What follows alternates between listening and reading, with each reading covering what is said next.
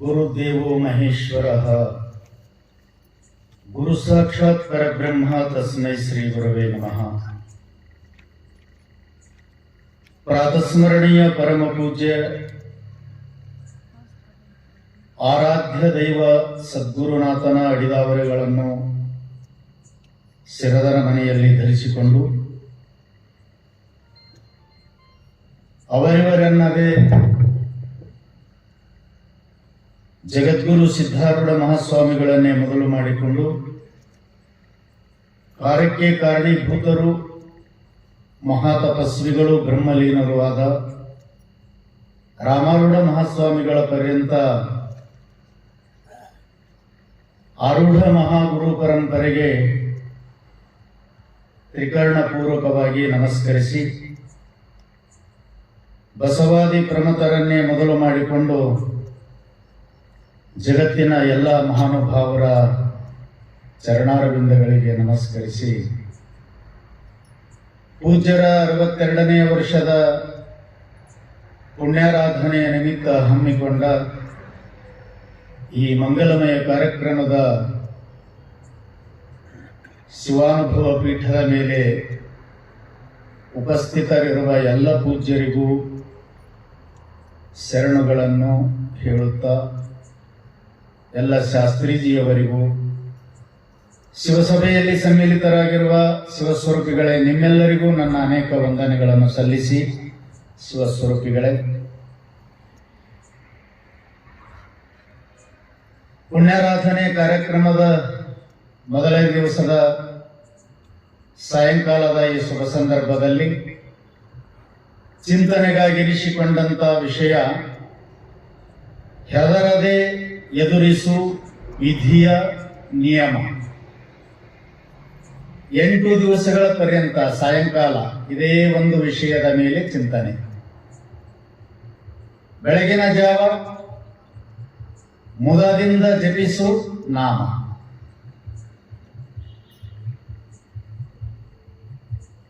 ಈಗ ಅದು ನೇಮ ವಿಧಿ, ಅದು ಆಮೇಲೆ ನೋಡೋಣ.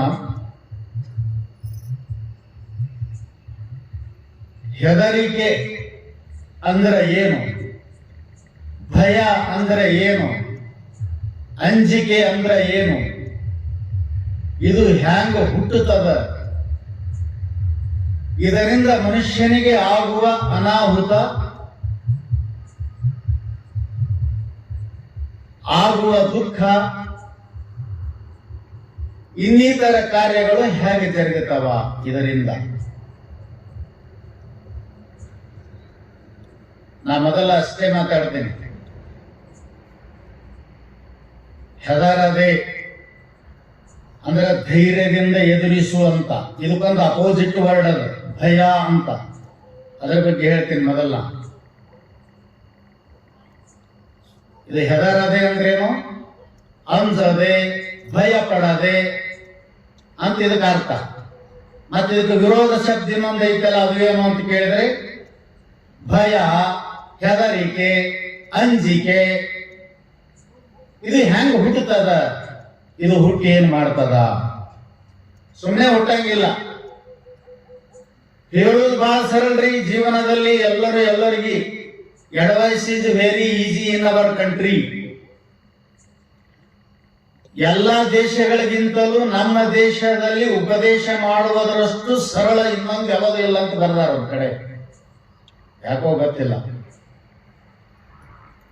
ಯಾಕಂದ್ರೆ ಅವರು ಇನ್ನಿತರ ಪಾಶ್ಚಿಮಾತ್ಯ ದೇಶದಲ್ಲಿ ಡೂ ಆರ್ ಡೈ, ಮಾಡು ಇಲ್ಲವೇ ಮಡಿ, ಕರ್ಮಕ್ಕೆ ಬಹಳ ಬೆಲೆ ಕೊಡ್ತಾರ ಅವ್ರು. ನಮ್ ಕಡೆ ಅದು ಇಲ್ಲ. ಅದಕ್ಕೆ ಹೇಳಿರ್ಬೇಕು ಇಲ್ಲಿ. ಇನ್ನವರ ಕಂಟ್ರಿ ಅಂದ್ರೇನು, ನಮ್ಮ ದೇಶದೊಳಗೆ ಉಪದೇಶಕ್ಕ ಇದ್ದಷ್ಟು ಸರಳತೆ ಯಾವುದಕ್ಕೂ ಇಲ್ಲ ಅಂತ ಬರಿಬೇಕಾಗಿತ್ತಂದ್ರೆ ಅವ್ರು ಬರೀ ಮಾತಾಡೋರು ಅಂತ ಮಾಡೋರಲ್ಲ. ಅವ್ರು ಹಂಗಿಲ್ಲ. ಈಗ ನೋಡ್ರಿ, ಇಂಗ್ಲಿಷ್ನೊಳಗ ಕರ್ತೃ ಆಗನ ಕ್ರಿಯಾಪದನ ಇಟ್ಟಾರ ಅವ್ರು. ಕನ್ನಡದಾಗ ನೋಡ್ರಿ ಕ್ರಿಯೆನೇ ಇಟ್ಟಾರ ಅವ್ರು. ಕರ್ತೃ ಆಗನ ರಾಮ ಈಸ್ ಅಂತೆ ಬರ್ಬೇಕಲ್ಲ. ಕತ್ತದ ಟ್ರೀ ಕರ್ಮ ಆಮೇಲೆ ಇಟ್ಟಾರ ಅವ್ರು. ನಾವೇನ್ ಮಾಡ್ತೀವಿ, ಕರ್ಮ ಮೊದಲು ಇಡ್ತೀವಿ. ಹೌದಲ್ಲ? ಕಡಿದನು ಮರವನ್ನು ಕಡಿದನು ಕೊನೆಗೆ ಕಂಪ್ನಿ ನಮ್ದು ಅದ. ಹೌದಾ? ಬರ್ತೈತಿ ನಿಮ್ ಕನ್ನಡ? ರಾಮನು ಗಿಡವನ್ನು ತಿಂದನು ಅಂದ್ರೇನು? ಏನ್ ಮಾಡ್ದ? ಯಾವಾಗ ಬಂತು ಕಡಿದು? ಲಾಸ್ತಿ. ಅದಕ್ಕೆ ನಿಮ್ಗೆ ಉಪದೇಶ ಮಾಡೋರು ಅಂತ ಹೇಳ. ಅವ್ರ ಹಂಗಿಲ್ಲ, ಕರ್ತೃವಾಗನ ಕ್ರಿಯೆ ಬೇಕಾಗಿ. ಹೌದಲ್ಲ? ಮಾಡಿದನು ಹೋದನು ಅಂತ ಸರಳ ಬಾಳ ಅದಾರೆ, ಹೇಳುದು ಸರಳ. चलने का आसान है बहुत. ಹೇಳೋದ್ರಾಗ ಏನಾದ್ರಿ? ಏನೇ ಬರಲಿ ಮನುಷ್ಯ ಹೆದರಬಾರದು, ಎದೆಗುಂದಬಾರದು, ಧೈರ್ಯದಿಂದ ಇರಬೇಕು. ಆ ಸಂದರ್ಭಗಳು ಬಂದಾಗಿರ್ಬೇಕಲ್ಲ, ಹಂಗ ಅದು ಬಹಳ ಮುಖ್ಯ. ಆರಾಮಿದ್ದಾಗ ಎಲ್ಲರೂ ಇರ್ತಾರೆ, ಯಾವ ಸಮಸ್ಯೆಗಳಿಲ್ಲದೊಳಗೆ ಎಲ್ಲರೂ ಧೈರ್ಯವಂದ್ರೆ ಉತ್ತರ ಭೂಪನಂಗ ಅಡಿಗೆ ಮನೆಯಾಗ ಯುದ್ಧದ ಸಮಸ್ಯೆಯನ್ನ, ಯುದ್ಧದ ಸನ್ನಿವೇಶವನ್ನ ಹೆಂಗ ವರ್ಣಿಸ್ತಿದ್ದ ಉತ್ತರ ಭೂಪ ಅಂತ ಕೇಳಿದ್ರ ಅರ್ಜುನನೇ ಗಾಬರಿ ಆಗ್ಬೇಕು. ಅರ್ಜುನ 6 ಲೋಕದ ಗಂಡ, ಅವನ ಕುದುರೆ 3 ಲೋಕದ ಗಂಡ. ಯಾಕ? ಅವನೇ ಗಂಡ ಅಂತ. ಯಾಕಂತ ಕೇಳಿದ್ರೆ ನಿಮ್ಗೆ ಹೇಳ್ತೀನಿ, ಅರ್ಜುನನಿಗೆ ಅಷ್ಟು ಯಾಕೆ ಹೊಗಳಿದ ಪರಮಾತ್ಮ ಅಂತಂದ್ರ ಹೇಳಮದೀನಿ. ಎಷ್ಟು ಹೊಗಳಿಸ್ಕೊಂಡವನ ಪರಿಸ್ಥಿತಿ, ಭಯ ಹೊಕ್ಕ ಏನಾಯ್ತು ಅನ್ನೋದನ್ನ ಹೇಳ್ತೀನಿ ಮುಂದೆ. ಅವನ್ ಯಾಕ ಗಂಡ ಗಂಡ ಅಂದ್ರು? ಇವು ಯಾವ ಗಂಡ ಅಲ್ಲ, ನೀವು ಉಳಿದು ಅಂದ್ರ ಅಲ್ಲ ಅಂತೀವ್. ಯಾಕಂತ ಕೇಳಿದ್ರೆ ಗಂಡಸರಿಗೆ ಇಲ್ಲಿ ಎದಿ ಮೇಲೆ ಇರ್ತಾವಲ್ಲ ಚಿಹ್ನೆಗಳು, ಅವು ಇದ್ದಿದ್ದಿಲ್ಲ ಅಂತ. ಅವನ ಕುದುರೆಗೂ ಇದ್ದಿದ್ದಿಲ್ಲ ಅಂತ. ನಿಮ್ಗೆಲ್ಲ ಅದಾವಿಲ್ಲ, ಅದು ಇರ್ಲಿಲ್ಲ ಅಂತ ಅವನಿಗೆ. ಸ್ತನಗಳ ಚಿಹ್ನೆನೇ ಇದ್ದಿದ್ದಿಲ್ಲ ಅಂತ ಅವನಿಗೆ, ಅರ್ಜುನನಿಗೆ. ಅಂಥ ಗಾಬರಿ ಆಗುವ ಹಾಗೆ ವರ್ಣನೆ ಮಾಡ್ತಿದ್ನಂತೆ. ಯುದ್ಧ ಹಂಗ ಮಾಡಬೇಕು, ಹಿಂಗ ಮಾಡಬೇಕು, ಅವ್ರು ಹೊಡಿಬೇಕು, ಇವ್ರು ಹೊಡಿಬೇಕು. ಯಾರು? ಉತ್ತರ ಭೂಪ. ಎಲ್ಲಿ? ಹೆಣ್ಮಕ್ಳು ಮುಂದೆ ಅಡಿಗೆ ಮನೆ ಕರ್ಕೊಂಡು ಬಂದ ರಥದೊಳಗ.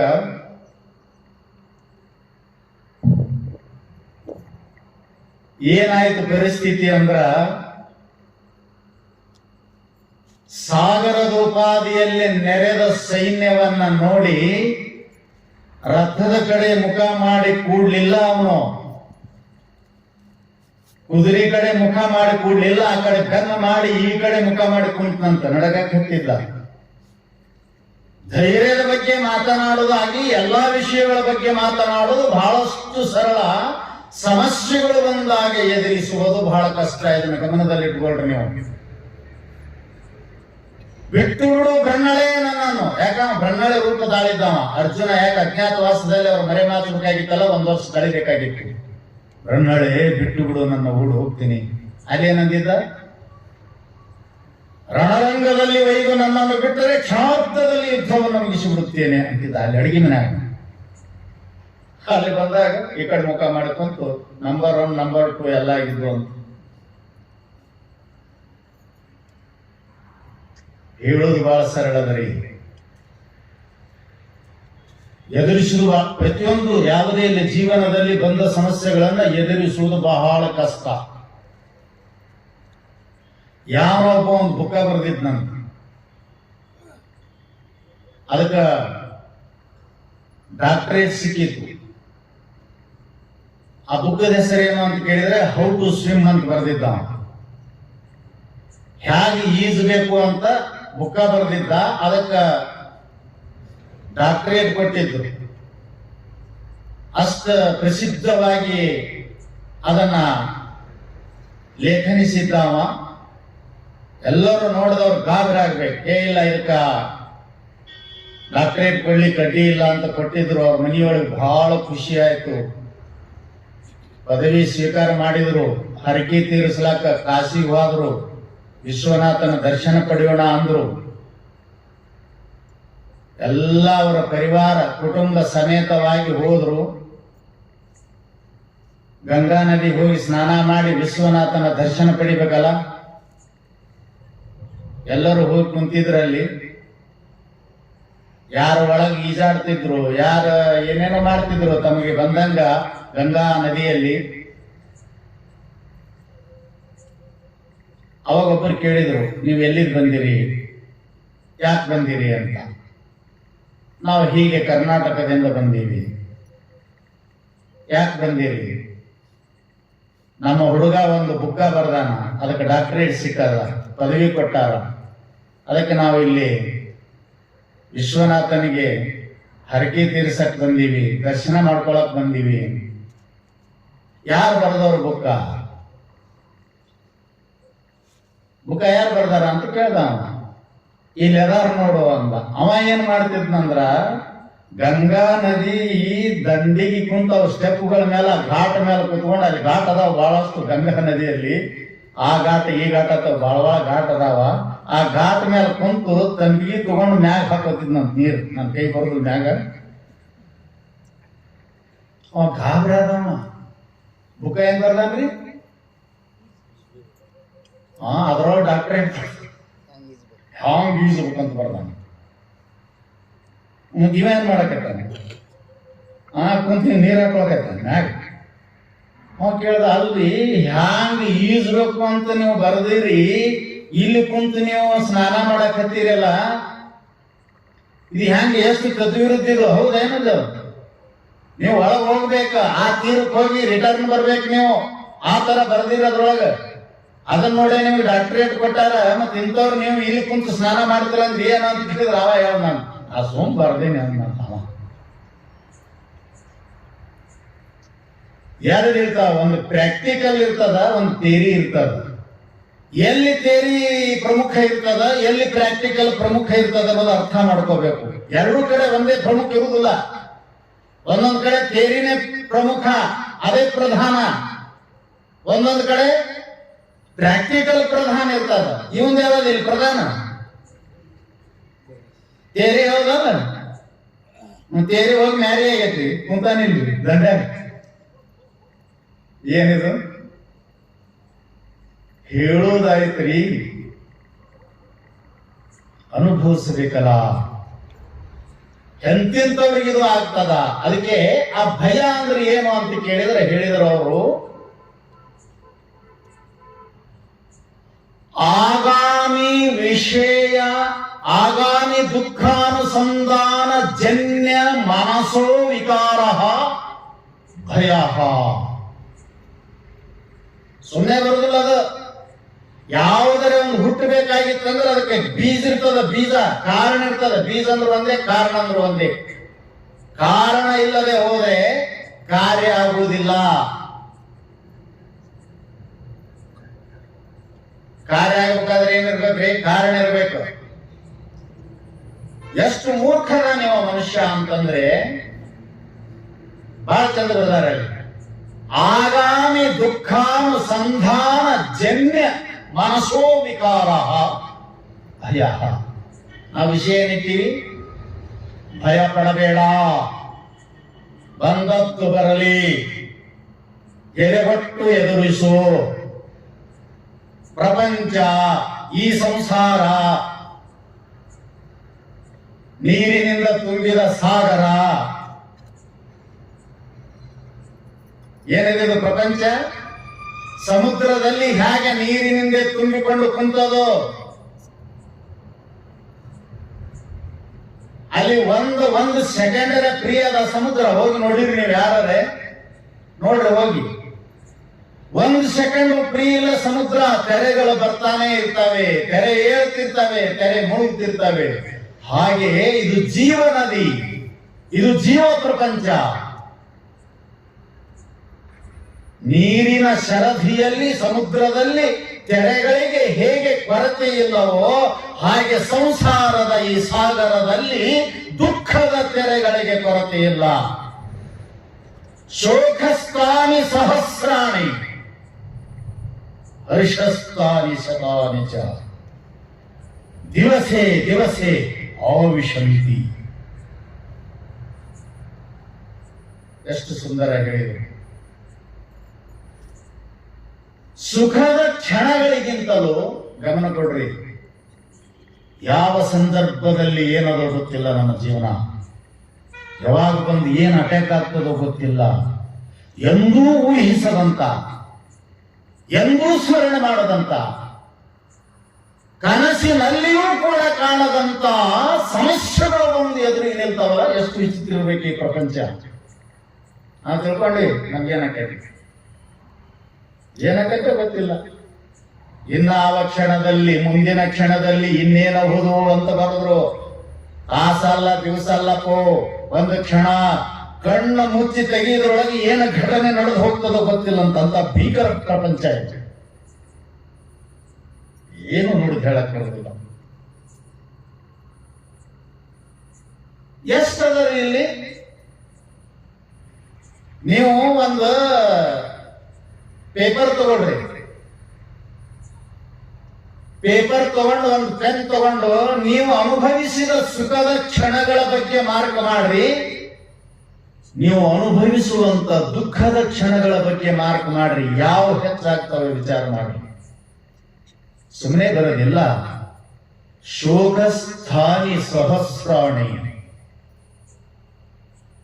ಈ ಪ್ರಪಂಚದಲ್ಲಿ, ಈ ಸಂಸಾರದಲ್ಲಿ ಶೋಕದ ದುಃಖ ಕೊಡುವ ಸ್ಥಾನಗಳು ಕೋಟಿ ಕೋಟಿ ಕೋಟಿ ಅದಾವಂತ. ಸುಮ್ಮನೆ ಎಲ್ಲೋ ಒಂದಿಷ್ಟು ಎಲ್ಲಿ ಸುಣ್ಣ ಎಷ್ಟು ಹಚ್ತಾರೆ? 2 kg 5 kg ಎಷ್ಟು ಹಚ್ತಾರೆ? 10 ಇಲ್ಲ ನಂಗೆ ಹಚ್ಬೇಕ್ರಿ. ನೀ ಎಲ್ಲರ ಗಣ್ಣಿ ಮುದ್ದಿಗೆ ತಿಕ್ಕ ಮುಗಿದ್ನೇನು ಬಾಯಿ ಕತ್ತರ್ಸ್ಕೊಂಡು ಬೀಳ್ತದ ನಾಲಿಗೆ. ಇಷ್ಟು ದೊಡ್ಡ ಎಲಿ ಒಳಗೆ ಹೆಂಗ್ ಒಂದು ಸುಣ್ಣ ಇಟ್ಟು ಹಚ್ತಾರಲ್ಲ, ಎಲಿಗೆ ಸುಣ್ಣ ಹಚ್ಚದಂಗ. ಯಾಕಂದ್ರೆ ಅದು ಸುಮ್ಮನೆ ಅಂದಾರೇನು?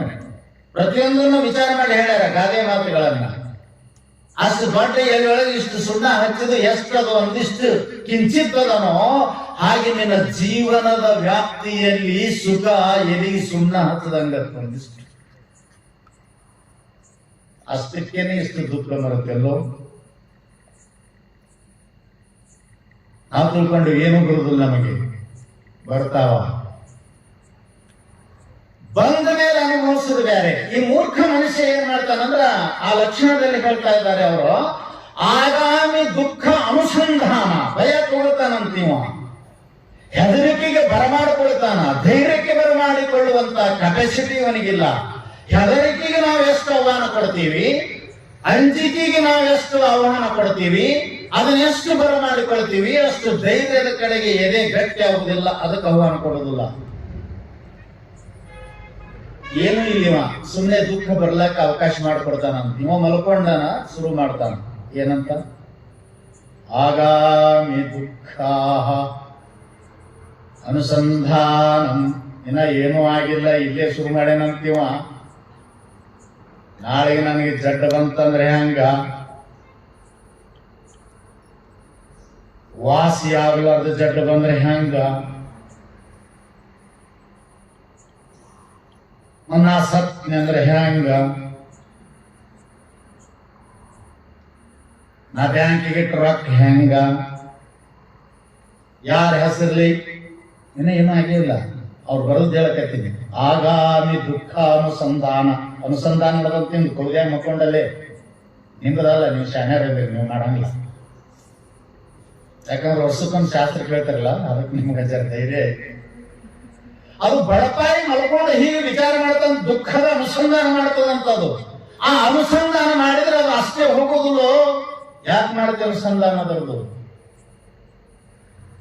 ಎಲ್ಲಿ ದುಃಖ ಏನ ನಿನಗ, ಎಲ್ಲಿ ಸಾವು ನಿನಗ, ಎಲ್ಲಿ ನಿನ್ನ ಪ್ರಪಂಚದ ವಿರೋಧತೆ ಇನ್ನೂ ಎಲ್ಲಿ ಇಲ್ಲ, ಇಲ್ಲೇ ಶುರು ಮಾಡಿ ನೀವು. ಆ ಅನುಸಂಧಾನ ಮಾಡ್ತಾ ಇದ್ದಾನಲ್ಲ, ನಾ ಬಾಳ ಮಾಡ್ತಾನೆ. ಯಾರ್ಯಾರು ಏನ್ ಮಾಡ್ತಾರೋ ಏನಿಲ್ಲೋ, ಎಷ್ಟಿಸ್ ಮಾಡ್ತಾರೋ ಅವ್ರಿಗೆ ಬಿಟ್ಟು ಕೊಟ್ಟದ್ದು.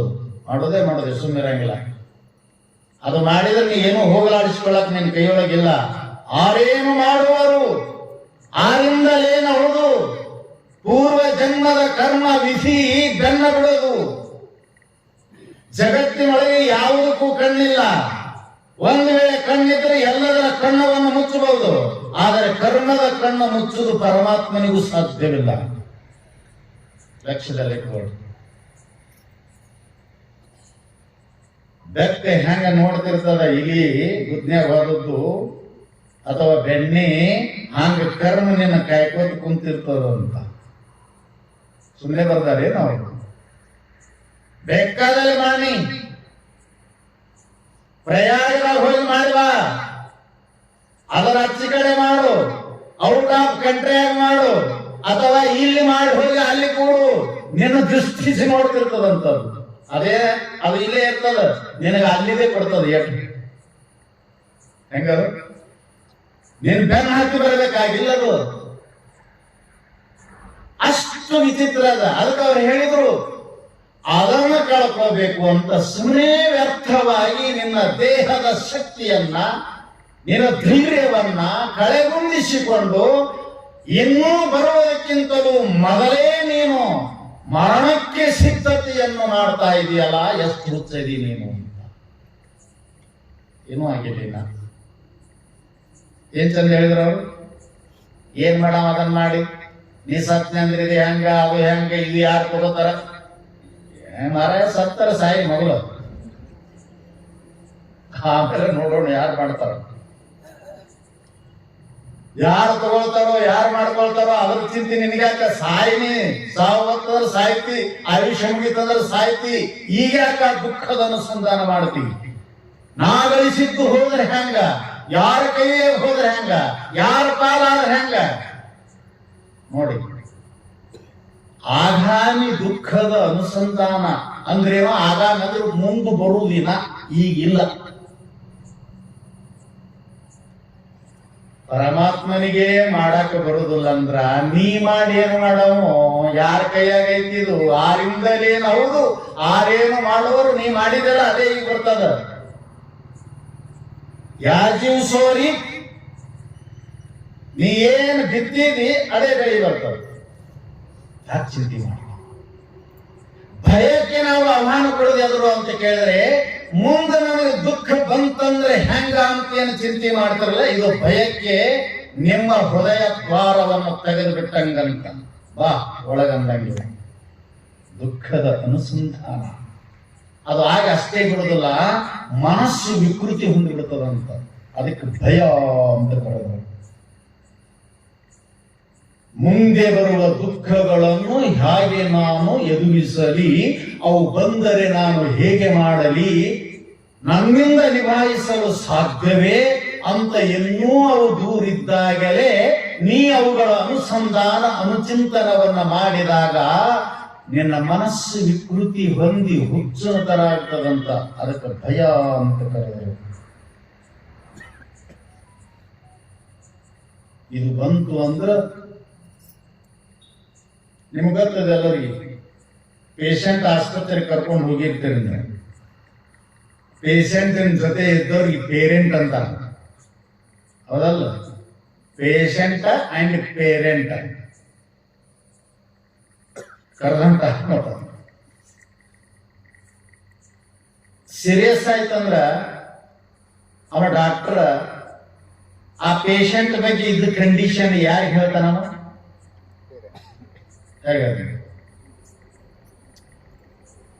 ನಮ್ಮ ಜೀವನದಲ್ಲಿ ಎಲ್ಲ ಇವುಗಳನ್ನ ಬಂದವುಗಳನ್ನ ಅನುಭವಿಸುವುದನ್ನ ಧೈರ್ಯ ತಾಳುವ ಹಾಗೆ, ಎದೆಗುಂದದ ಹಾಗೆ, ಬಂದ ಕಷ್ಟಗಳನ್ನ ಬಂದ ಸಮಸ್ಯೆಗಳನ್ನ ಮೆಟ್ಟಿ ನಿಲ್ಲುವ ಹಾಗೆ, ಗಟ್ಟಿಗೊಳ್ಳುವ ಹಾಗೆ ಪ್ರಪಂಚದಲ್ಲಿ ಪ್ರತಿಯೊಂದು ಕ್ಷಣಕ್ಕೆ ನಡೀತಿರ್ತದೆ ಜೀವನದೊಳಗೆ.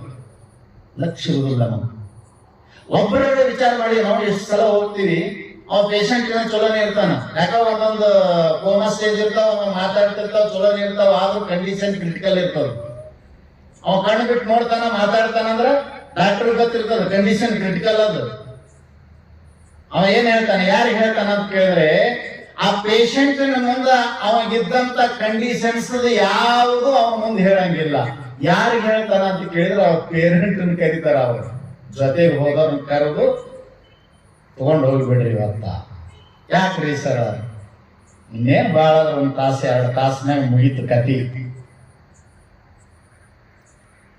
ಇವನ್ ಮುಗಿತೀವೊಂದು ಅಂತ ಹೇಳ್ತಾನಲ್ಲ. ಯಾರಿಗೆ ಅಂದ್ರ ಅವ್ರ ಜೊತೆ ಇದ್ದವ್ರಿಗೆ ಹೇಳ್ತಾನ. ಅವ್ನ್ ಹೇಳುದಿಲ್ಲ. ಯಾಕಂದ್ರ ಲಕ್ಷ್ಯ ಕೊಡ್ರಿ, ಇದೇ ಮಾತು ಅವ್ನ್ ಹೇಳಿದ್ರೆ 2 ಗಂಟೆ ಅಲ್ಲ 2 ಸೆಕೆಂಡ್ನಾಗ ಸಾಯ್ತಾನ. 2 ಸೆಕೆಂಡ್ ಮುಗಿತು ಅವನ ಕತಿ. ಆ ಥರ ಮಾಡ್ತದಂತಿದು. ಎಲ್ಲರನ್ನ ತನ್ನ ಕಪಿ ಮುಷ್ಟಿಯೊಳಗೆ ಹಿಡಿದು ಅವ್ರ ಮೇಲೆ ಆಕ್ರಮಣ ಮಾಡ್ತಕ್ಕಂಥ ಆಕ್ರಮಣಕಾರಿ ಇದು ಭಯ. ಅದಕ್ಕೆ ಹೆದರದೆ, ಆಹ್ವಾನ ಪಡಬೇಡ ಅದಕ್ಕ. ಅದು ಹ್ಯಾಂಗ ಬರ್ತದ ಅಂತ ಕೇಳಿದ್ರೆ ಬಹಳ ಸುಂದರವಾಗಿ ಹೇಳಿದ್ರು ಅವರು. ವಿಷಯ ವಿಶೇಷ ದರ್ಶನಂ ಶ್ರವಣಂ ನಿಬಂಧನಂ ಚೇತಸ ಅನವಸ್ಥಾನಂ ಭಯ.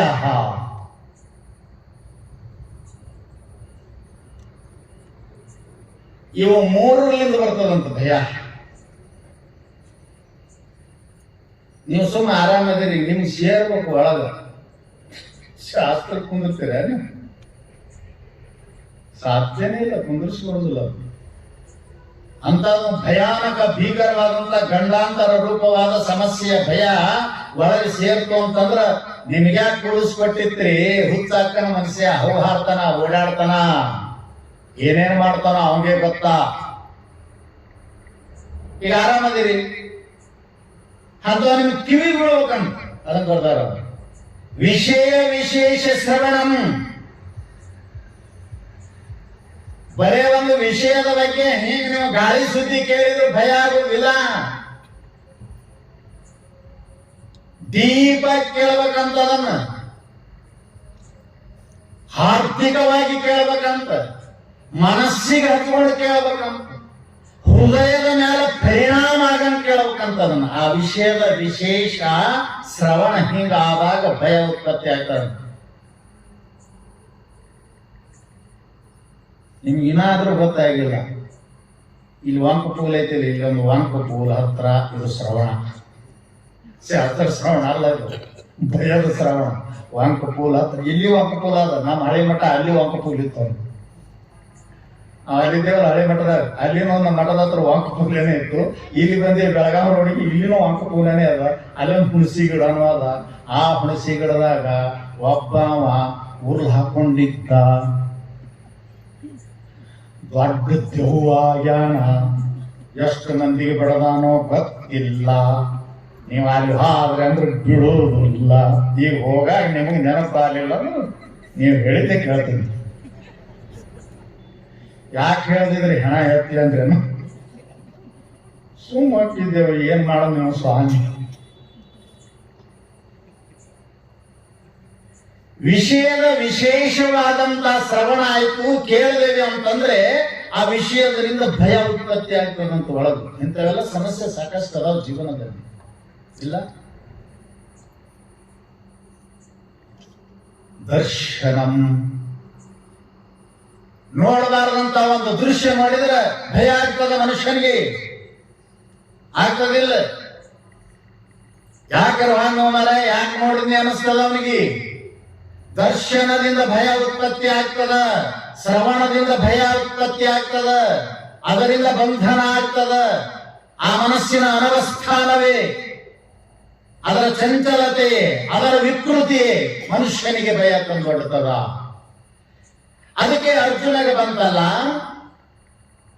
ಇಲ್ಲೇನ್ ಹೇಳಿದ್ರಲ್ಲ, ವಿಷಯ ವಿಶೇಷ ದರ್ಶನ. ಅವ್ ಯಾಕೆ ಭಯ ಬಂತು?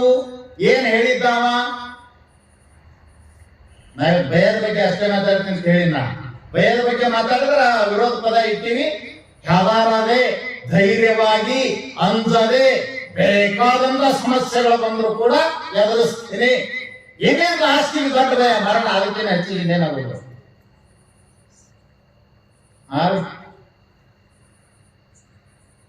ಜೀವನದಲ್ಲಿ ಇರುವ ಮನುಷ್ಯನಿಗೆ 2 ಭಯ. ಒಂದು ಬಡತನದ ಭಯ, ಇನ್ನೊಂದು ಮರಣ ಭಯ. ಇವು ಬಿಟ್ಟರೆ ಮತ್ತೆ ಯಾವೂ ಇಲ್ಲ. ಹೇಳಿ ನೀವು ದೇವರಿಗೆ ಬರೋದು, ಮಠಕ್ಕೆ ಬರೋದು ಯಾವ್ದು ಗೊತ್ತೈತೆ ನಮಗೆ? ನೋಡಕ್ಕೂ ಚಂದ ಇಡು, ನಮಗೆ ಗೊತ್ತದ ಇಷ್ಟೇ. ನೀವು ಮಠಕ್ಕೆ ಬರೋದು, ಗುರುಗಳ ಹತ್ರ ಬರೋದು, ದೇವ್ರಿಗೆ ಹೋಗೋದು, ಕಾಯಿ ಹೊಡಿದು, ಉದ್ಬತ್ತಿ ಹಚ್ಚೋದು, ಹರಕ ಹತ್ತಿರ ನೋಡ ದಕ್ಷಿಣ ಕೊಡೋದು, ಎದಕ್ಕ ಅಂದ್ರ ನಮಗೆ ಬಡತನ ಬರಬಾರದು, ನಾವು ಮಂದ್ಯಾಗ ಚಂದ ಇರ್ಬೇಕು. ಯಾಕ? ಬಡತನದ ಬೇಗೆಯನ್ನ ನೆನೆಸ್ಕೊಳ್ಳಕ್ಕಾಗುವುದಿಲ್ಲ ಅಂತ ಅನುಭವಿಸುವುದು ಬೇಡ. ಬೆಂಕಿ ಬೆಂಕಿಯಾಗಿ ಬಿದ್ದಾಗ ಸುಡ್ತದ, ಬಿಸಿಲು ಬಿಸಿಲಾಗ ಹಾಲಾಗಿ ಸುಡ್ತದ. ಈ ಬಡತನದ ಬೇಗೆ ನೀ ಐಸಿನೊಳಗೆ ಕುಂತರು ಸುಡ್ತದ, ಎಸಿ ಒಳಗೆ ಕುಂತರು ಸುಡ್ತದ ಅಂತ ನೋಡಿದ್ವಿ ಏನ್ರಿ? ಬಡತನದಿಂದ ಯುಕ್ತವಾದಂತ ಮನುಷ್ಯನ ಒಯ್ದು ನೀವು ಐಸಿನ ಸೆಂಟ್ರದೊಳಗೆ ಮಧ್ಯದೊಳಗೆ ಕೂಡಿಸ್ರಿ, ಎಸಿ ಒಳಗೆ ಕೂಡಿಸ್ರಿ, ಒಳಗೆ ಸುಡ್ತಿರ್ತದದು. ಅಷ್ಟು ಭೀಕರ ಅದ. ಅದಕ್ಕೆ ಅದನ್ನ ಅನುಭವಿಸೋದು ಆಗುವುದಿಲ್ಲ ಅಂತ ಮನುಷ್ಯ ಹೆದರ್ತಾನೆ. ಎರಡಕ್ಕ, ಒಂದು ಬಡತನ ಬರಬಾರದು ಅಂತ ಹೆದರ್ತಾನ, ಇನ್ನೊಂದು ಮರಣ ಬರಬಾರದು ಅಂತ ಹೆದರ್ತಾನ. ಬಿಡ್ತದ ಬಿಡ್ತದನ್ರಿ? ಬಿಡುವುದಿಲ್ಲ ಅಂತ ಅನ್ನೋದು ಪಕ್ಕ ಗೊತ್ತ ಇದ್ದವನೇ ಒದ್ದಾಡಿ ಹೋಗ್ಯಾನ ಅರ್ಜುನ ದರ್ಶನದಿಂದ. ವಿಷಯ ವಿಶೇಷ ದರ್ಶನಂ. ಏನಾಯ್ತು? ಏನ್ ಹೇಳಿದ ಕೃಷ್ಣನಿಗೆ? ಸೇನಯೋರುಭಯೋರ್ ಮಧ್ಯೆ ಸ್ಥಾಪಯಿತ್ವ. ಎರಡೂ ಸೈನ್ಯದ ಮಧ್ಯದಲ್ಲಿ ನನ್ನ ರಥವನ್ನು ನಿಲ್ಲಿಸದ. ಅದೇ ಈ ಏನು ಹೇಳ್ಯಾರಲ್ಲ ಈಗ, ಭಯ ಅಂದ್ರೆ ಏನು ಅಂತ ಹೇಳೋ ಸಂದರ್ಭದಲ್ಲಿ ವಿಷಯಗಳ ದರ್ಶನದಿಂದ ಮನುಷ್ಯನಲ್ಲಿ ಇದ್ದ ಧೈರ್ಯ ಹಾಳಾಗಿ ಹೋಗ್ತದ. ಇಲ್ಲದ ಅಧೈರ್ಯ ಭಯ ಒಳಗ ಉತ್ಪತ್ತಿ ಆಗ್ತದ. ನಿಮ್ಗೆ ಹೇಳ್ತೀನಿ, ಭಯ ಅಂದ್ರೆ ಮರಣದ ಇನ್ನೊಂದು ಮುಖ. ಲಕ್ಷ್ಯದಲ್ಲಿಟ್ಕೊಳ್ಳಿ. ಭಯ ಅಂದ್ರನೆ ಮರಣದ ಇನ್ನೊಂದು ಮುಖ. ಅದು ನಮ್ಮ ಶಾಸ್ತ್ರದಲ್ಲಿ ಬರ್ದಾರ. ದ್ವಿತೀಯಾದ್ಭಯಂ ಭವತಿ, ದ್ವಿತೀಯಾದ್ಭಯಂ ಭವತಿ ಭಯಾತ್ ಮೃತ್ಯುಂ ಆಪ್ನೋತಿ. ಮೃತ್ಯು ಬೇರೆ ಅಲ್ಲ, ಭಯ ಬೇರೆ ಅಲ್ಲ. ನಿಮ್ಗೆ ಇನ್ನೊಂದು ಹೇಳ್ತೀನಿ, ಇಂಗ್ಲಿಷ್ನೊಳಗೆ ಬಹಳ ಚಂದ ಬರ್ದಾರ ಒಂದು ಮಾತ. ನಾ ಯಾಕೆ ಭಯದ ಬಗ್ಗೆನೇ ಗೊತ್ತಂತ ಹೇಳ್ತಾ ಇದ್ದೀನಿ ಅಂತ ಕೇಳಿದ್ರೆ, ಪ್ರಪಂಚದಲ್ಲಿ ಯಾವ ಸಂದರ್ಭದಲ್ಲಿ ಯಾವ ಘಟನೆಗಳು ಹೇಗೆ ಜರುಗುತ್ತವೋ ಮನುಷ್ಯನಿಗೆ ಗೊತ್ತಿಲ್ಲ. ಎದೆ ಹೊಡಿಬೇಡ್ರಿ, ಬೇಕಾದಾಗ್ಲಿವಾಗ ಎದೆ ಕುಂದಬೇಡ್ರಿ, ಗಾಬರಿ ಆಗ್ಬೇಡ್ರಿ. ನೀವು ಅದನ್ನ ಮಾಡಿಕೊಂಡ್ರು ಅದು ಬಂದದ್ದು ಹೋಗಂಗಿಲ್ಲ, ಪೂರೈಸಕ್ ಆಗುದಿಲ್ಲ ನಿಮ್ ಕೈಯದ. ಅದು ಏನಾಗ್ಬೇಕು ಅದೇ ಆಗುದು. ಅದು ಕ್ಯಾ ಹೋನಾ ಹೈ होना ही है, क्या हुआ है अच्छा के लिए हुआ है, क्या होगा अच्छा के लिए होगा. ಇವು ಮೂರು ಮರಿಬಾರದು. ಏನಾಗಬೇಕಾಗ್ಯದ ಅದು ನಿಮ್ಮಪ್ಪ ಅಲ್ಲ, ಅವರಪ್ಪ ಬಿಟ್ಟು ಪರಮಪ್ಪನ ಅಪ್ಪ ಬಂದ್ರು ಆಗುವುದೇ. ತಪ್ಸಕ್ ಯಾರಪ್ಪಗೂ ಸಾಧ್ಯ ಇಲ್ಲ. ಎಂತ ಜಾಣ ಇದ್ರು ಮೂರ್ಖ ಆಗ್ತಾನ, ಎಂತ ಧೈರ್ಯವಾನಿದ್ರು ಅಧೈರ್ಯ ಆಗ್ತಾನ. ಯಾಕ? ಆ ಘಟನೆ ಹಂಗಾಗ್ಬೇಕಾಗಿರ್ತದ. ಅದಕ್ಕೆ ಬಲೆ ಬೀಳ್ಬೇಡ್ರಿ, ಪ್ರಾಣ ಹಾನಿ ಮಾಡ್ಕೋಬೇಡ್ರಿ. ಅದಕ್ಕೆ ಅದ್ರ ಬಗ್ಗೆ ನಾವು ಎಚ್ಚರಿಕೋಬೇಕು, ಧೈರ್ಯವಾಗಿರ್ಬೇಕು. ಏನಂದ ಬಂದೆ ನೋಡದಾಗ ಅವನಂತ ಶೌರ್ಯ ಏನಾಗಿ ಹೋಯ್ತು. ಅದಕ್ಕೆ ಹೇಳಿದ್ರಲ್ಲ, ಬರೇ ಭಯ ಸಾಯ ಹೊಡಿತದ ಬೇಡ್ರಿ. ಸಾವು ಬದುಕಿನ ಜೊತೆ ಹೋರಾಟ ಮಾಡಕ್ ಹಸ್ತದ ಭಯ. ಲಕ್ಷ್ಯದಲ್ಲಿಟ್ಕೊಳ್ಳಿ.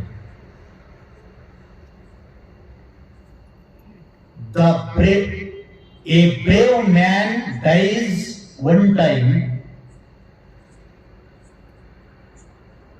a coward man dies every seconds.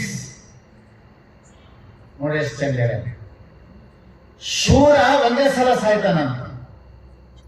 ಧೈರ್ಯದಿಂದ ಕೂಡಿದಂತ ಮನುಷ್ಯ ಒಂದು ಸಲ ಸಾಯ್ತಾನ. ಈ ಪುಕ್ಕ ಅಧೈರ್ಯದಿಂದ ಕೂಡಿಕೊಂಡವ, ಅಂಜುಬುರುಕ ಹೇಳಿ ಮನುಷ್ಯ ಏನಾಗ್ತಾನಂದ್ರ ಪ್ರತಿ ಕ್ಷಣಕ್ಕೆ ಸಾಯ್ತಾನ. ಏನ್ ಮಾಡ್ತದ? ಮೃತ್ಯುಮೇತಿ ಅಂತ ಬರದಲ್ಲ, ಭಯಾತ್ ಮೃತ್ಯುಮೇತಿ. ಭಯದಿಂದ ಮನುಷ್ಯ ಮೃತ್ಯು ಅಂತಾನಂದ್ರ ಒಮ್ಮನೆ ಘಟಕತ್ ಹೋಗ್ತಾನಂತ ಹೇಳ್ಬೇಡ್ರಿ. ಆ ಭಯದಿಂದ ಕೂಡಿದಂತ ಮನುಷ್ಯ ಪ್ರತಿ ಕ್ಷಣಕ್ಕೆ ಸಾಯ್ತಾನಂತ. ಆ ಸಾವಿನ ಅನುಭವ ಏನು ಸುಮ್ಮನೆ ನಿಮಗೆ? ಸಾವಿನ ಅನುಭವ ಏನು?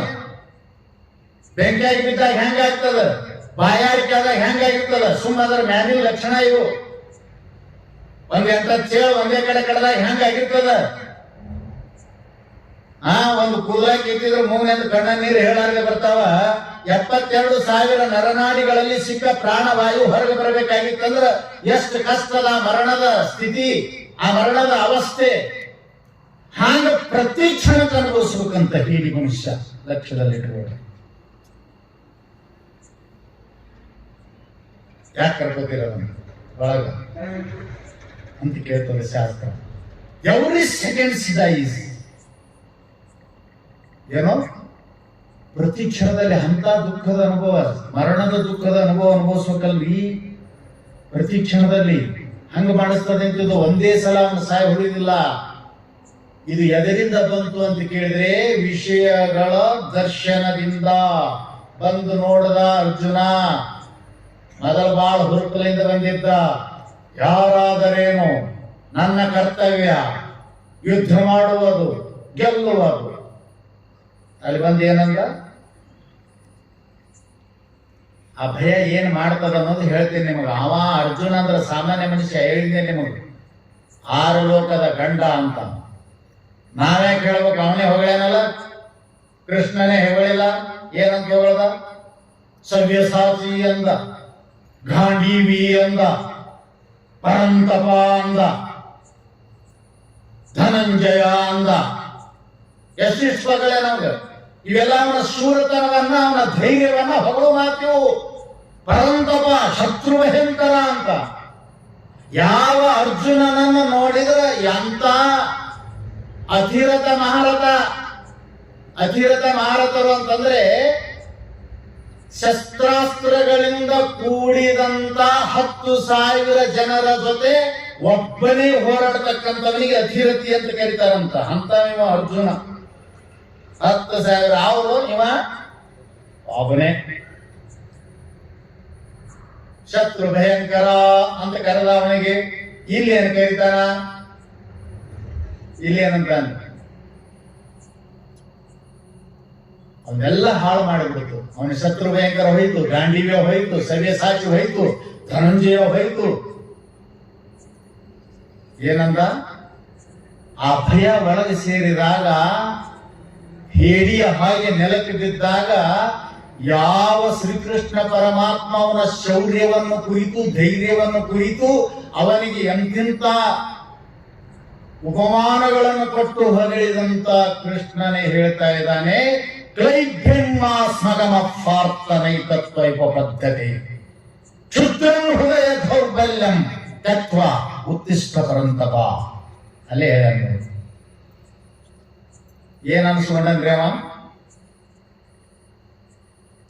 ಏನ್ ಅನ್ಸ್ಕೊಂಡ? ಕ್ಲೈಭ್ಯಂ ಮಾಸ್ಮಗಃ. ನೋಡು, ಅವನ್ ಅಂತಾವ ಇಂತಾವ, ನೀ ಸೂರ ಧೀರ, ನಿನ್ನನ್ನ ಅವನ್ ಏನ ಅರ್ಜುನ ಹೋಗಿ ನಿಂತ್ರಂದ್ರೆ ಯುದ್ಧ ಸಮಾಪ್ತ ಆದಂಗೆ. ಯಾರು ಯುದ್ಧ ಮಾಡ್ತಿದ್ದಿಲ್ಲ. ಒಂದು ವೇಳೆ ಯುದ್ಧ ಮಾಡಿದ್ರೆ ಯಾರು ಉಳಿತಿದ್ದಿಲ್ಲ. ಒಂದು ಬಾಣ ಬಿಟ್ರೆ ಎಲ್ಲ ವೃಕ್ಷದೊಳಗಿನ ಎಲೆಗಳು ತೂತಾಗಬೇಕಾಗಿದ್ರು. ಒಂದೇ ಬಾಣ ಹೆಂಗಿರ್ಬೇಕು ಅವನು? ಮತ್ತೆ ಸೈನ್ಯ ಹೆಂಗ್ ಉಳಿತದ್ರಿ? ಅಂತ ಶೂರ ಅಂತವನಿಗೆ ಗಂಡೆದೆಯ ಗುಂಡಿಗೆಯಿಂದ ಕೂಡಿದಂತ ಮಹಾಪ್ರತಾಪಿ ಅಂತ ಹೊಗಳಿದಂತ ಕೃಷ್ಣ ಅಂತಾನ ಕ್ಲೈಬ್ಯಂ, ಯರೋ ಷಂಡ. ಏನಂತ ಅವನಿಗೆ? ಆ ಬಿರುದನ್ನು ಹೋಗಲಾಡಿಸಿ ಇದನ್ನು ತಂದು ಕೊಟ್ಟದ್ದು ಯಾವುದು? ಈ ಷಂಡತನ ಇಂಥ ಸಮಯದಲ್ಲಿ ನಿನಗೆ ಹೇಗೆ ಬಂತು? ಕ್ಲೈಬ್ಯಂ ಅಂದ್ರೆ ಹೇಡಿತನ, ಷಂಡತನ. ಇದು ಹೆಂಗ್ ಬಂತು? ಬಿಟ್ಟು ಹಾಕದನ್ನ, ತೆಗೆದು ಹಾಕದನ್ನ. ಉತ್ತಿಷ್ಟ, ಹೇಳು, ನಿನ್ನ ಕರ್ತವ್ಯವನ್ನು ಮಾಡುವಂತ ಎಚ್ಚರಿಕೆ ಕೊಡಕತ್ತಾನ. ಅಂತ ಧೈರ್ಯವನ್ನು ಹೋಗಲಾಡಿಸಿದ್ದು ಯಾವುದು ಅಂತ ಕೇಳಿದ್ರೆ ಅಧೈರ್ಯ, ಭಯ. ಇದು ಇದ್ರೆ ಏನೆಲ್ಲ ಸಾಧಿಸ್ಲಿಕ್ಕೆ ಬರ್ತಾರೆ. ಧೈರ್ಯ ಸರ್ವತ್ರ ಸಾಧನಂ. ಅದು ಇದು ಒಂದೇ ಅಲ್ಲ, ಒಂದು ಧೈರ್ಯ ಇತ್ತಂದ್ರೆ ಹಲವಾರು ಸಮಸ್ಯೆಗಳನ್ನು ಮೆಟ್ಟಿ ನಿಲ್ಲಕ್ಕೆ ಬರ್ತದಂತ. ನಾವು ಹಾಗಲ್ಲ, ಬದುಕು ನಮ್ಮೆದುರಿಗೆ ಸಮಸ್ಯೆಗಳ ಸವಾಲನ್ನು ಒಡ್ಡುವುದ ಪೂರ್ವದಲ್ಲಿನೇ ತಲೆಬಾಗಿ ಸೋಲೊಪ್ಪಿಕೊಂಡು ನಿಶ್ಚಿತರಾಗಿ ಕೆಳಗೆ ಬಿದ್ದು ಅದಕ್ಕೆ ಶರಣಾಗತಾಗಿಬಿಡ್ತೀವಿ. ಬದುಕು ಸವಾಲು ಒಡ್ತದ ನಮಗ. ಅವ ಯಾವ ಇರಲಿ, ಪ್ರಪಂಚದಿದು, ಬದುಕದಿದು, ಸಮಾಜವಿದು, ಸವಾಲುಗಳ ಸುರಿಮಳೆಯಾಗಿದು. ಯಾವ ಸವಾಲು ಯಾವಾಗ ಬರ್ತದೋ ಗೊತ್ತಾಗೋದಿಲ್ಲ. ನಾವೇನ್ ಮಾಡ್ತೀವಿ? ಸವಾಲುಗಳನ್ನು ಬದುಕು ನಮ್ಮ ಮೇಲೆ ಎಸಗುವುದರ ಪೂರ್ವದಲ್ಲಿನೇ ಸೋಲೊಪ್ಪಿಕೊಂಡು ಇದನ್ನ ನನ್ನಿಂದ ಮಾಡೋದಾಗ್ತದ, ಇದು ನನ್ನಿಂದ ಸಾಧ್ಯನಾ ಅಂತ ನೆಲ ಕಚ್ಚಿ ಬಿದ್ದು ಬಿಡ್ತೀವಿ. ಇದೇ ಹೇಳಿತನ. ಸವಾಲುಗಳಿಗೆ ಎದೆ ಒಡ್ಡಬೇಕು, ಸವಾಲುಗಳಿಗೆ ಆಹ್ವಾನ ನೀಡಬೇಕು, ಸವಾಲುಗಳಿಗೆ ಸ್ವಾಗತ ಮಾಡ್ಕೋಬೇಕು. ಬರ್ರಿ, ಎಷ್ಟು ಮಂದಿ ಇದೆ? ಇದು ಧೈರ್ಯ. ಬರುವುದಿಲ್ಲ ನಿಮ್ ಜೀವನದಲ್ಲಿ ಸವಾಲು? ಬರುವುದಿಲ್ಲ, ಬಂದಿಲ್ಲ. ಬಸವಣ್ಣಗೆ ಎಂತಿಂತ ಸವಾಲು ಬಂದಿಲ್ಲ.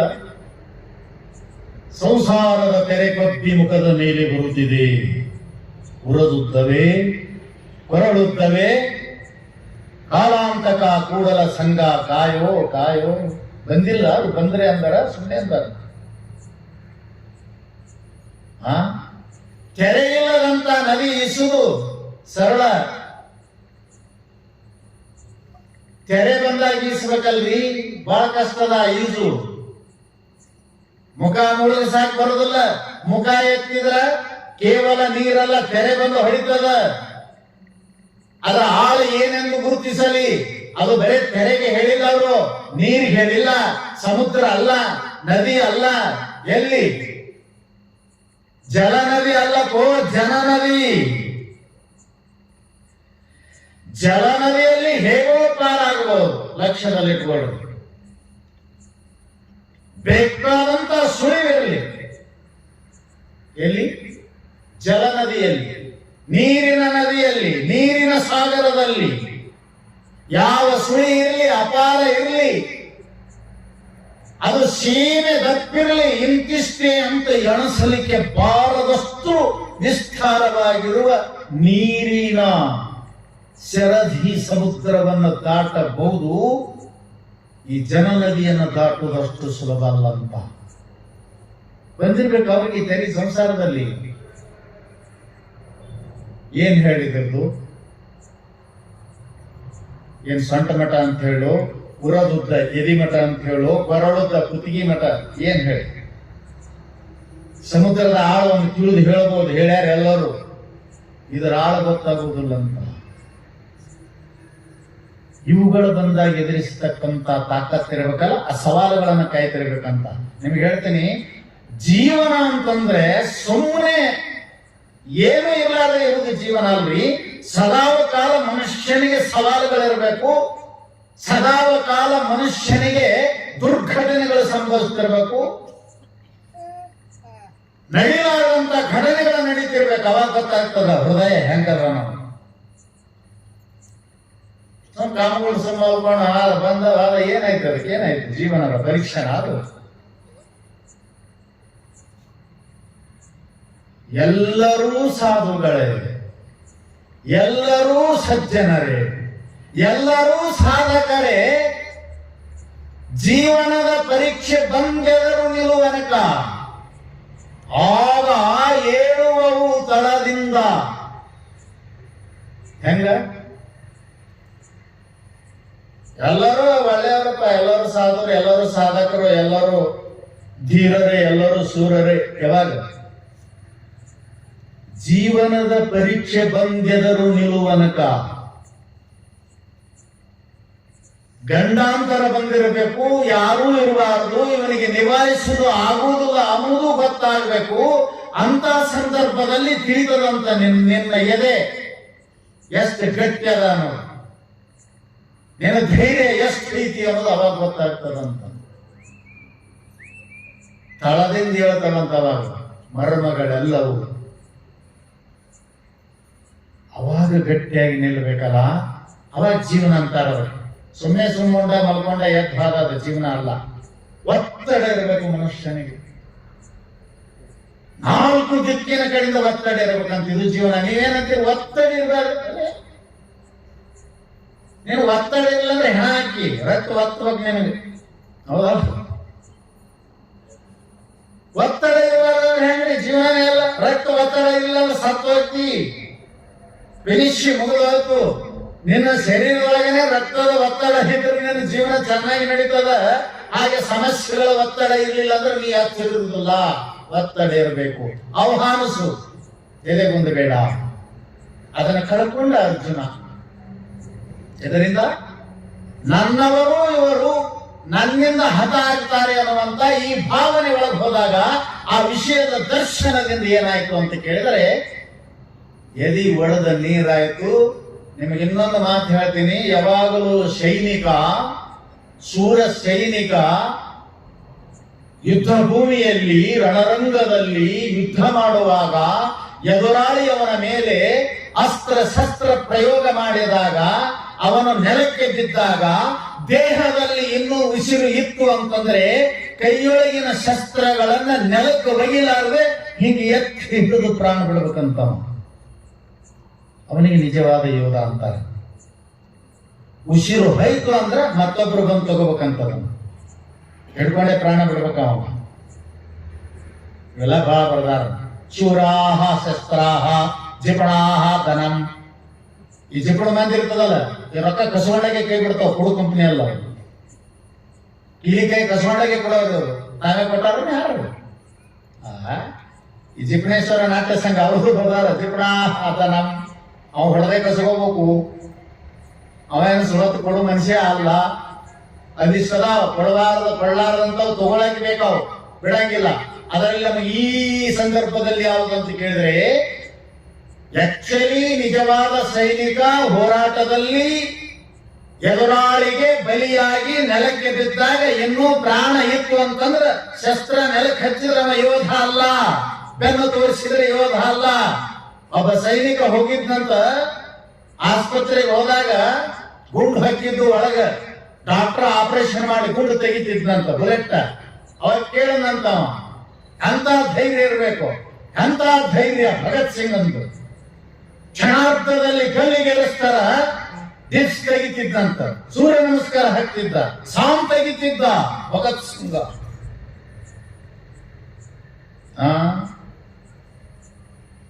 ಎಲ್ಲಿ ಹೋಯ್ತಾರೆ? ಇನ್ನೊಂದು ಗಳಿಗೆ ಗಲ್ಲಿಗೆ ಹಾಕ್ತಾರ. ನಕ್ಕೊಂತ ಸಾಮ್ ತೆಗಿತಿದ್ನಂತ, ಊಟ ತೆಗಿತಿದ್ನಂತ.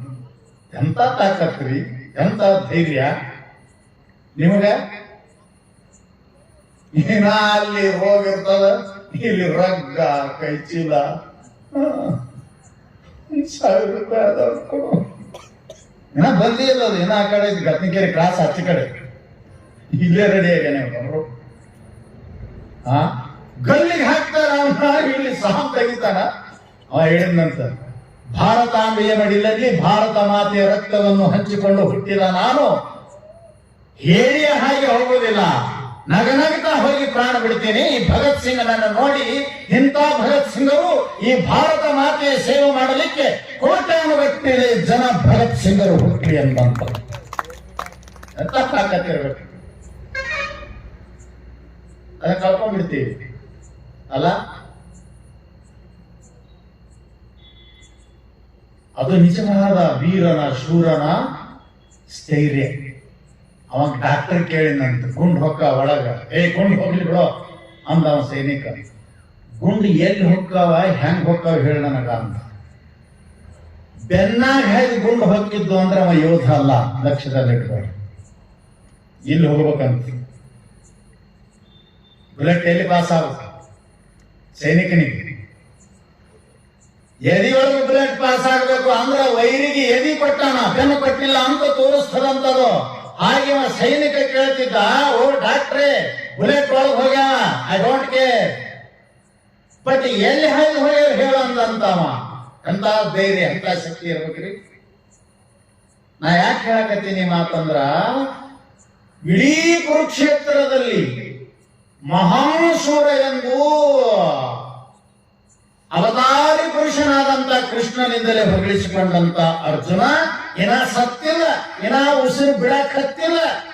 ಕೈಯಾಗಿನ ಶಸ್ತ್ರಾಸ್ತ್ರ ಕೆಳಗೆ ಚೆಲ್ಲಿ ಬಿಟ್ಟು ಸಂಸತೆ ಹಸ್ತಾತ್ ಗಾಂಧೀವ್ಯಂ ಅನ್ನಬೇಕಾಗಿತ್ತಂದ್ರ ಎಲ್ಲಿ ಹೊಯ್ತೀವನ ಧೈರ್ಯ. ನಾ ಹೇಳಿದ ಮಾತು ನೆನಪದ, ಉಸಿರಿತ್ತು ಅಂದ್ರೆ ಹಿಂಗೆ ಹೇಳ್ಕೊಂಡ್ ಬಿಡ್ಬೇಕಂತ. ಏನ್ ರೈಫಲ್ ಇರ್ಲಿ, ಕತ್ತಿರ್ಲಿ, ಕಟಾರಿರ್ಲಿ, ಯಾವುದೇ ಆಯುಧ ಅಸ್ತ್ರ ಶಸ್ತ್ರಗಳಲ್ಲಿ ಯಾವುದಾದ್ರೂ ಪರವಾಗಿಲ್ಲ, ಉಸಿರಿತ್ತು ಅಂದ್ರೆ ನೆಲಕ್ಕೆ ಹಚ್ಚಬಾರದು. ನಿಮ್ಮ ಜೀವಂತದಾನ ಮಾತಾಡ್ತಾನ, ಕೆಳಗೆ ಚೆಲ್ಲಿ ಕೊಡ್ತಾನ. ಇಂಥ ಹೇಳಿ ಷಂಡತನ ತಂದು ಕೊಟ್ಟದ್ಯಾವ? ಯಾವ್ದ್ರಿ? ಭಯ. ಎಷ್ಟು ವಿರೋಧ ಇದೆ, ತದ್ದು ವಿರೋಧ. ಎಲ್ಲಿ ಅದಕ್ಕೂ ಹೇಳಲಿಕ್ಕೆ ಬಾರದಂತ ವಿರೋಧ ಇದು. ಅದಕ್ಕೆ ಅವ್ರು ಹೇಳಿದ್ರಿ, ಇಲ್ಲಿ ಭಯ ನಿಮ್ಮನ್ನ ಒಮ್ಮೆ ಕೊಲ್ಲುವುದಿಲ್ಲ, ಕ್ಷಣ ಕ್ಷಣಕ್ಕೆ ಸಾಯ ಹಿಡಿತದಂತ. ಅದಕ್ಕೆ ಎದೆಗೊಡಿರಿ, ಅದಕ್ಕೆ ಬೆನ್ನು ತೋರಿಸಬೇಡ್ರಿ. ಬಂದ ಸಮಸ್ಯೆಗಳನ್ನ ಮತ್ತೊಬ್ಬರ ತಲೆ ಕಟ್ಟಲಿಕ್ಕೆ ಪ್ರಯತ್ನ ಮಾಡಬೇಡ್ರಿ. ನಾನೇ ಯಾವಾಗಲೂ ಮಾಡಿದ್ದಿದ್ದು ನನಗೆ ಬಂದದಂತ ಎದೆ ಒಟ್ಟು ಅನುಭವಿಸ್ಲಿಕ್ಕೆ ಸಿದ್ಧರಾಗಲಿ. ಬಹಳ ಡೇಂಜರ್ ಆದಿದು. ಇನ್ನೊಂದು ಹೇಳ್ತೀನಿ, ನಮಗೆ ರೋಗ ಬಂದು ಸಾಯಂಗಿಲ್ಲ, ಬಡತನ ಬಂದು ಸಾಯಂಗಿಲ್ಲ, ಅವಮಾನ ಆಗಿ ಸಾಯೋದಿಲ್ಲ, ಭಯ ಆಗಿ ಸಾಯ್ತೀವಿ ನಾವು. ಭಯ ಆಗಿ ಸಾಯ್ತೀವಿ, ಮತ್ತೇನಿಲ್ಲ. ಅವು ಯಾವ ಕಾಲೇಜ್ ಹುಡುಗರು ಬೆಟ್ಟ ಕಟ್ಟಿದ್ವು, ಚಿಂತ ಹಾಕಿದ್ವು. ಅವೊಬ್ಬ ಮುದುಕ್ ಸತ್ತಿದ್ದ, ಅವ ಬಹಳ ಕೆಟ್ಟ ಕಡುದು ಮುದುಕ್. ಅದು ಅವನ ದೇವ್ ಆಗ್ತಾನ, ಊರಾಗ ಮಂದಿ ಮಾತಾಡ್ತಿದ್ರಂತ.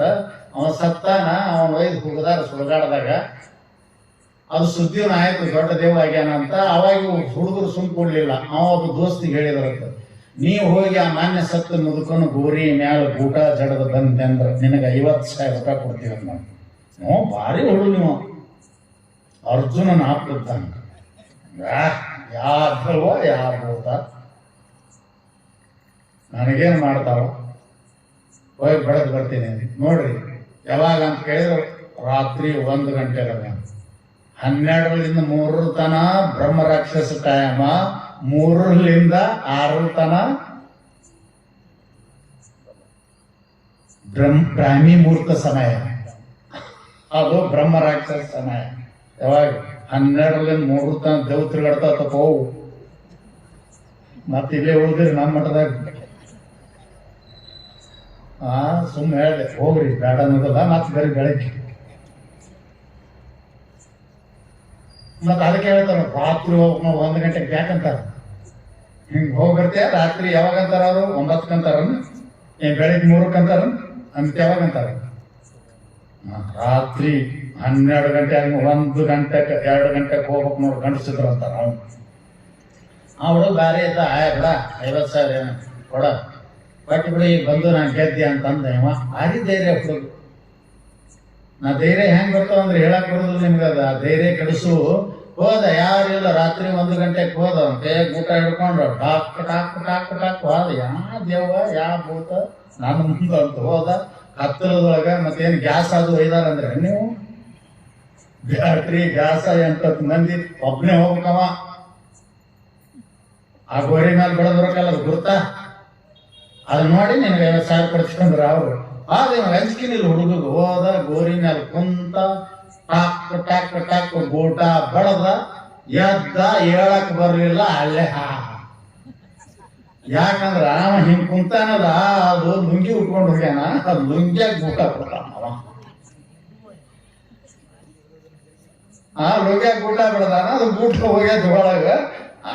ಅದು ಎದ್ದು ಬಿಟ್ಟ, ಧೈರ್ಯನೇ ಎದ್ದಾನ, ಅದು ಹಿಡಿತದ, ಮುದುಕನೇ ಹಿಡಿದ ಅಂತಾನೆ ಕಲಾ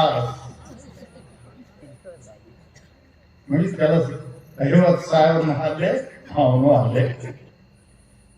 ಏನಾಗಿತ್ತು ನಮ್ಗೆ ಜಡ್ಡಾಗಿತ್ತಂದ್ರೆ, ಏನ ಮುದುಕ ಬಂದಾನಂದ್ರೆ ಮನಸ್ಸು ವಿಕಾರ, ಮನಸ್ಸು ಅನವಸ್ಥಾನ. ಮನಸ್ಸಿನ ಅನವಸ್ಥಾನ, ಮನಸ್ಸಿನ ವಿಕೃತಿಯೇ ಏನು ಅಂತ ಕೇಳಿದ್ರೆ ಮನುಷ್ಯನನ್ನ ಕೊಲೆ ಮಾಡ್ತದ. ಅದಕ್ಕೆ ಆ ವಿಕಾರಕ್ಕೆ ಒಳಗಾಗಬೇಡ್ರಿ, ಬಂದವುಗಳನ್ನ ಎದುರಿಸ್ರಿ. ಬೇರೆ ಗತಿನೇ ಇಲ್ಲ, ಎದುರಿಸಬೇಕು. ಅದಕ್ಕೆ ಈ ಪ್ರಪಂಚದೊಳಗೆ ಯಾವ ಸಂದರ್ಭದಲ್ಲಿ ಏನು ಬರ್ತದ ಗೊತ್ತಾಗುದಿಲ್ಲ. ಪ್ರತಿಯೊಂದರಲ್ಲಿ ಧೈರ್ಯ ಇರಬೇಕು. ಆ ಧೈರ್ಯ ಇತ್ತು ಅಂತಂದ್ರೆ ಆಗಲಾರ್ದನೂ ಕೆಲಸ ರೆಡಿ ಆಗ್ತವ. ಎಂತ ಒಂದು ದುರ್ಘಟನೆ ಇದ್ರೂ ಕೂಡ ಪರಿಹಾರ ಆಗ್ತದ. ಅದಕ್ಕೆ ಸರ್ವಕ್ಕೂ ಸಾಧನವಾದದ್ದು ಧೈರ್ಯ, ಇನ್ಯಾವುದು ಅಲ್ಲ ಅಂತ ಹೇಳ್ಯಾರ. ಅದಕ್ಕೆ ನಾವು ಮುಂದಿನ ಅದಾವ ಯಾವ್ಯಾವ ಬರ್ತಾವಲ್ಲ, ಹೆದರಿಸದೆ ಎದುರಿಸು ವಿಧಿಯ ನೇಮ, ಅದರ ಕಟ್ಟಳೆ ಅದ, ಅದರಲ್ಲಿ ಮಹಾನ್ ಶಕ್ತಿ ಅದ. ಯಾವಾಗ ಯಾರಿಗೆ ಏನು ತಂದು ಹಾಕಬೇಕು ಅದಕ್ಕಷ್ಟೇ ಗೊತ್ತದ, ಉಳಿದವ್ರಿಗೆ ಯಾರಿಗೂ ಗೊತ್ತಿಲ್ಲ. ಅಂತವೆಲ್ಲ ಬಂದಾಗ ನೀನು ಎದೆ ಗುಂಗದೆ ಅವುಗಳನ್ನ ಎದುರಿಸಿರಿ. ಪ್ರಪಂಚದ ಇವತ್ತು ಯಾರಿಂದ ಬರ್ತದೋ ಗೊತ್ತಿಲ್ಲ, ಅಣ್ಣನಿಂದ ಬರ್ತದೋ, ಅಣ್ಣಗೆ ತಮ್ಮಲಿಂದ ಬರ್ತದೋ, ಸಮಾಜದಿಂದ ಬರ್ತದೋ, ಮನೆಯವರಿಂದ ಬರ್ತದೋ, ಎಲ್ಲಿಯೂ ಬಂದು ಬೀಳ್ತದೋ ಗೊತ್ತಾಗುವುದಿಲ್ಲ. ಅದು ಬಂದಾಗ ಹುಷಾರಿರ್ಬೇಕಂತ, ಹಂಗೆ ಹುಷಾರ್ ಈಗಲಿಂದ ರೆಡಿ ಆಗಿರ್ಬೇಕಂತ. ಈ ಜೀವನ ಯಾತ್ರೆ ಮುಗಿಯೋದ್ರೊಳಗೆ ಯಾವ ದುರ್ಘಟನೆಗಳು ನಡೀತಾವ ಗೊತ್ತಿಲ್ಲ. ಅದಕ್ಕೆ ಮೊದಲೇ ಬದುಕಿನ ಮೊದಲೇ ಶರಣಾಗತರಾಗಿ ಸೋಲು ಒಪ್ಕೋಬಾರದು. ಅದನ್ನು ಎದುರಿಸ್ತಕ್ಕಂತ ಧೈರ್ಯ ಇತ್ತು ಅಂತಂದ್ರೆ ಜೀವನದಲ್ಲಿ ಮನುಷ್ಯ ಏನೆಲ್ಲ ಸಾಧಿಸ್ತಾನ ಅಂತ ತಿಳ್ಕೊಂಡು ನಾವು ಇವತ್ತಿನ ದಿವಸ ಹೆದರದೇ ಎದುರಿಸು ವಿಧಿಯ ನೇಮ ಅನ್ನುವಂತ ವಿಷಯದ ಬಗ್ಗೆ, ಹೆದರಿಕೆ ಅಂದ್ರೆ ಏನು, ಭಯ ಅಂದ್ರೆ ಏನು, ಇದರ ಬಗ್ಗೆ ತಿಳಿಸಿದೀವಿ. ತಾವೆಲ್ಲರೂ ಇದನ್ನು ತಿಳಿದುಕೊಂಡು ತಮ್ಮ ಜೀವನದಲ್ಲಿ ಅದೇ ತರ ನಡೀರಿ ಅಂತ ಹೇಳಿ ನಾನು ಅನೇಕ ಮಾಡ್ತಾ ಇದ್ದೀನಿ. ಎಲ್ಲರಿಗೂ